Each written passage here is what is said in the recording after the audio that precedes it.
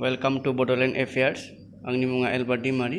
दिनैनि बे भिडिअ'आव कर'नानि थामथि गुथाल एबा third wave, universal vaccine, triple mutant बेफोरनि सोमोन्दै गुवारै बुंगोन। अन्नानै नोंथांमोना आंनि भिडिअ'खौ जोबजासिम नायलांगोन। जों बेयाव नुनो मोनदों DRDO। DRDO means defence research and development organisation. बे DRDOआ सिगांनिफ्रायनो केन्सार ट्रिटमेन्टआव खामानि मावबोगासिनो दङ। नाथाय दायो मानो बे DRDOआनो 2DG होननाय मोनसे मेडिसिन दिहुनदों।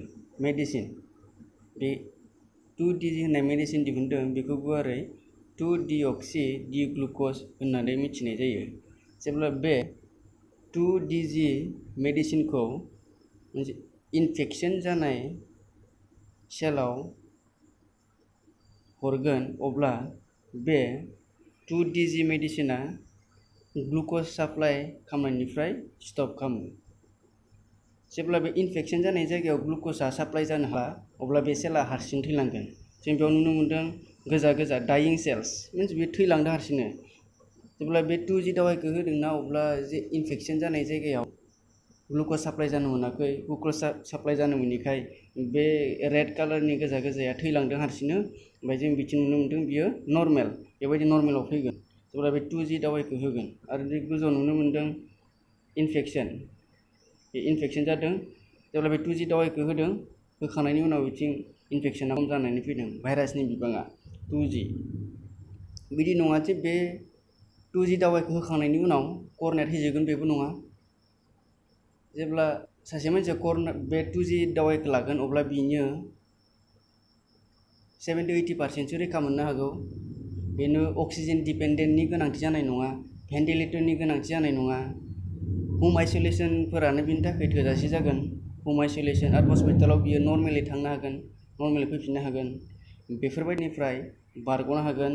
जिबायदि डेन्जारियास गिथावना साइनास सिम्पटम्सफोर फैगोन, बेफोरनिफ्राय बारग'नो हागोन जेब्ला 2DG दावाइखौ लागोन। बेयाव नुनो मोनदों नेक्स्ट स्लाइडआव आटमान होननाय। बे आटमानखौ DRDOआनो दिहुनदों। बे DRDOआनो डेभेलप खालामदों। बे मोनसे सफ्टवेर जाय सफ्टवेरजों चेस्ट एक्सरे खालामनायनि उनाव जेब्ला एक्सरे खालामगोन, अब्ला थाबैनो बिनि रिपर्टखौ मोननो हागोन। हमनानै ला 1 घन्टा 2 घन्टानि उनावनो जोङो रिपर्टखौ मोननो हागोन। अब्ला जोङो गोख्रै ट्रिटमेन्ट होनो हागोन थाबैनो मोननानै। नाथाय बिथिं नुनो मोनदों आर्टिफिसियेल। बे आर्टिफिसियेलाबो मोजाङानो, नाथाय बेयो गोबाव सम लायो। हमनानै ला 10 घन्टा 15 घन्टा बेबायदि लागोन। अब्ला बेबायदि सासे मानसिया टेस्ट खालामजाखांनायनि उनाव फैनानैबो बे बहाबा थाबायहैनो हागौ। आरो थाबायहैबाथ' सोर मिथिनो बेयो कर'ना जादों ना मादों। मेन रिपर्टआथ' उनावसो फैगोन। अब्ला बियो गोबां भाइरासखौ फोसावनो हागोन। अब्ला बिनि डिमेरिट्सआ बेनो, बियो गोबाव सम लायो। आर्टिफिसियेलनि डिमेरिट्सआ गोबाव समजों फैगोन। 10 घन्टा 12 घन्टा 15 घन्टा बेफोरनि उनावसो रिपर्टआ फैयो। बे आटमान सफ्टवेर बे मोनसे डिभाइस। जेब्ला बे डिभाइसजों सासे मानसिखौ एक्सरे नायगोन, अब्ला बिनि देहायाव जे कर'ना दं ना गैया बेखौ नुनो मोनगोन। पजिटिभ बा पजिटिभ बेखौ जों मिथिनो हागोन। नेक्स्ट स्लाइडआव नुनो मोनदों जे मानसिया बारखौ खुगाजों सुनानै होदों। बे मोनसे डिभाइस, बे QBT क्विक ब्रेथिं टेस्ट। बेखौ 10 सेकेन्डनि गेजेरावनो नोंनि रिजाल्टखौ मोननो हागोन, रिपर्टखौ।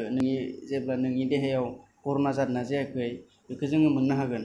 बेखौ जोंनि हादरनि इन्डियानि धोनि सुबुं मुकेश आम्बानी आरो इजराइलआ लोगो जानानै बे डिभाइसखौ बाहायदों। बे डिभाइसखौ बाहायनानै जों थाबैनो 10 सेकेन्डनि गेजेरावनो जुदि मोननो हायोब्लाथ' बुहुत मोजांनि खौरां। जों गोबां मानसिनि जिउखौ जों बाहायनो हागोन।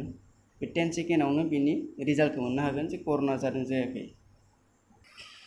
नेक्स्टआव बुंगोन मिउटेसनालाय माथो। मारैथो मिउटेसन जालाङो कर'नानि महरालाय। मिउटेसना जाबाय change in a genetic sequence of virus. बे सोलायबाय थानो हागौ, गुबुन महराव फैनो हागौ। माल्टिप्लिकेशन जाबाय थागोन, सोलायबाय थागोन। जेसेबांनो सोलायगोन एसेबांनो इनफेक्शनआ बारा जागोन।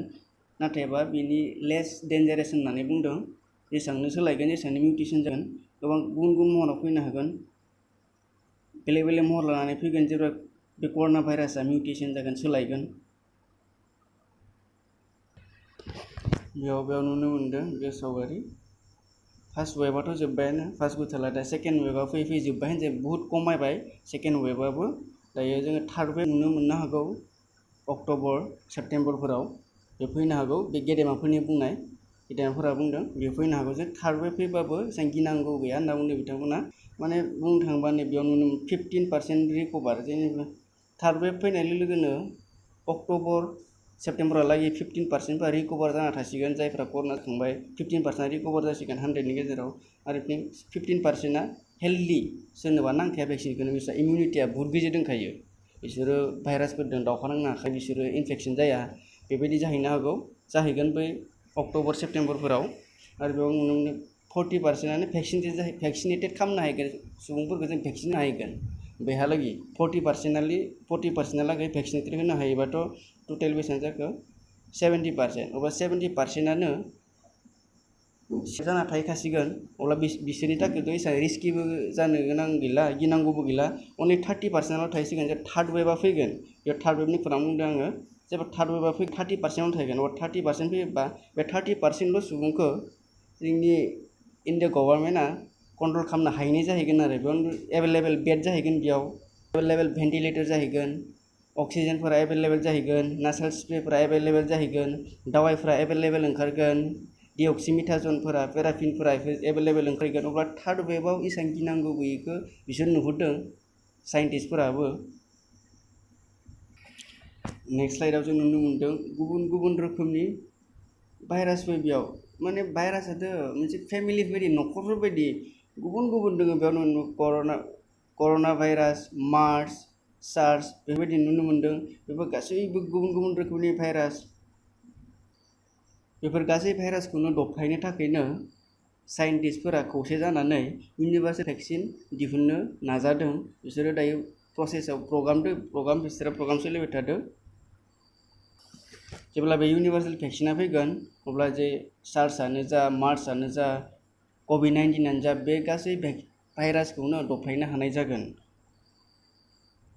बे जोबनायाव नुनो मोनो स्पुटनिक बे स्पुटनिक लाइट मिन्स फार्स्टआव स्पुटनिक बिमोन दायो स्पुटनिक लाइट बेखौ रासिया दिहुननाय बुहुमावनो सिगांसिन ओंखारनाय भेक्सिन बेखौ दायो फार्स्ट द'ज लाबानो बियो 70% लागै खामानि होयो स्पुटनिक लाइट बेयो दायो ओंखारबाय कर'नानि रिसार्च खालामै रासिया बेखौ दिहुनबाय बेफोरबायदि भेक्सिनखौ लानानै जोङो कर'नाफोरखौ फेजेननो हागौ